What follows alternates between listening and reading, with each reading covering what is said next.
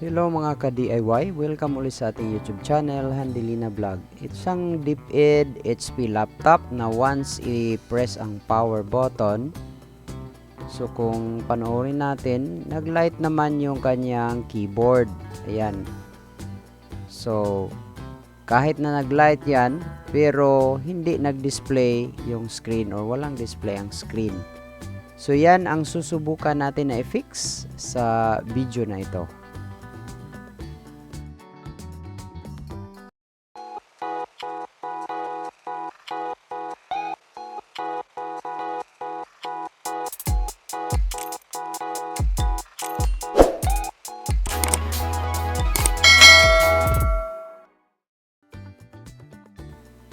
Okay, so ito talaga ang usual na mangyari sa mga HP laptop base sa ating observe. So ang gagawin ay nag-long press lang yung power para ma-turn off kasi ayan na mag-turn off. And then kailangan nating buksan yung back cover. So kinuha ko na yung ibang mga screws dahil alam na natin pagka ganito kasi dahil hindi lang ito ang laptop na nagkakaroon ng ganitong issue, usually marami na rin ang ganito na nasubukan natin na i-fix using this procedure na pinapakita ko sa inyo ngayon. So kailangan lang is once na turn off na, dahil kailangan talaga na i-turn off muna yung laptop bago natin buksan yung ilalim para safety purposes. So once na makuha natin yung mga screws, dahan-dahan lang natin na bubuksan. Dahil kung makikita natin yung paggawa ng ganitong laptop ay mga ilang screws lang yung ating i-remove dapat. So dahan-dahan lang sa gilid using yung flathead screwdriver na katulad nitong ginamit ko ngayon. Yung maliliit na mga screws. So dahan-dahan lang dahil baka masira din naman kapag hindi natin nag-iingat, hindi tayo nag-iingat. So kailangan lang tiyakin na lahat ng screw ay na-remove. So ayan, na-remove na natin. So ano ang next na step na gagawin natin ngayon na remove na natin yung back cover? So ang next nating pagtuunan ng pansin is of course pagtanggal ng screw dito sa ating battery. So kailangan lang natin na i-remove yung mga screws na naka-attach.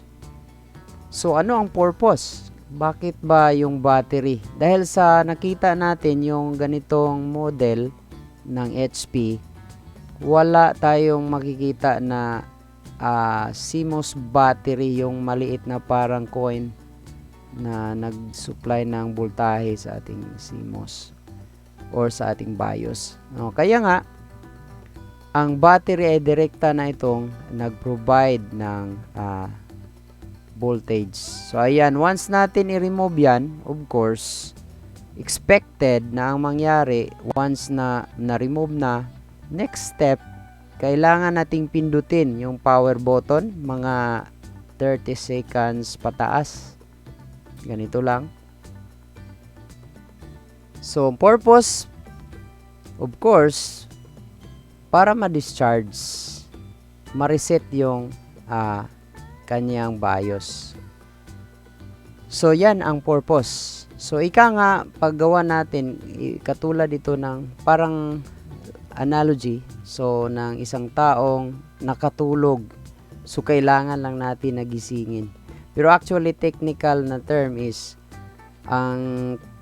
alam natin na ang BIOS yun ang nag-store ng of course settings sa date and time at saka yung iba pang settings sa ating laptop.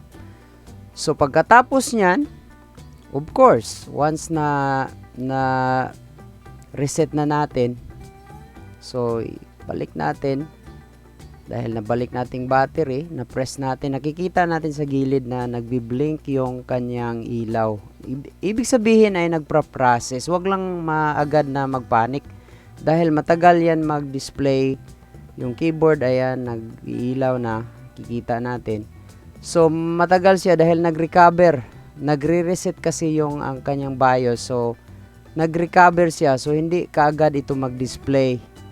So, mangyari ito kapag nag-update yung BIOS. Dahil usually na-observe ko na mga ilang model na ganito, basta HP. Pag nag-update kasi, napaka-critical yung update ng BIOS, Basic Input-Output System. Alam natin yung purpose niyan. So, responsible yan kapag hindi maayos yung pag-update, of course, lalo na sa display. Of course, hindi talaga yan mag-power kung minsan. Ang minsan naman ay ayaw mag-display katulad nito. So, sa case na ito, nagpa-power siya. Nakita natin. So, ito yung mga model ng HP. Nakikita natin may level naman yan sa likod. So, HP. So, hindi masyado makita dahil maliit. Ayan, nakikita natin, pruweba yan na nag-progress update yung ating writing to BIOS. So, nakikita natin, BIOS image. Kailangan hintayin natin yan. Kailangan patient lang. Patience is the key. Agka nga, sabi nila. Yung status bar, nakikita natin, nagmo-move yan yung blue na kulay hanggang sa dulo dapat. Mga ilang percent, kailangan 100%. Kailangan lang talaga nating hintayin. So, yan ang pinaka-critical na issue. Yun ang nangyari kasi, nag-silent update siya. Pag may na-detect siya na may update na package, of course, when we say silent, hindi natin napansin na nag-start na siya na nag-flash ng BIOS image. So, sa ilalim yan, yung proseso, kailangan matapos. Dahil kapag hindi yan natapos o di kaya ay mali yung proseso na ginamit dahil na kaagad siya ay na turn off, hindi pa natapos, of course, hindi yan talaga magpa-power kung minsan at usually hindi siya nagdi-display. Pero wag kaagad matakot kapag ganito dahil alam na natin yung mga simptomas na ganito dahil sa ang dami na experience natin. So, hintayin lang natin. Of course, natapos na, nakita natin na natapos niya yung progress ng pag-update. So, ayan, nagbi-blink sa gilid, nagproseso, ayan, nag-display na siya. HP. At, considering that status, yan ang ibig sabihin niyan ay nakapasok na siya sa OS or operating system. So, hihintayin natin, mga ilang seconds na lang. Ayan, bumalik na siya. Yan lang po ang fix sa issue ng HP laptop na ayaw mag-display. So, sana makatulong ito sa inyo.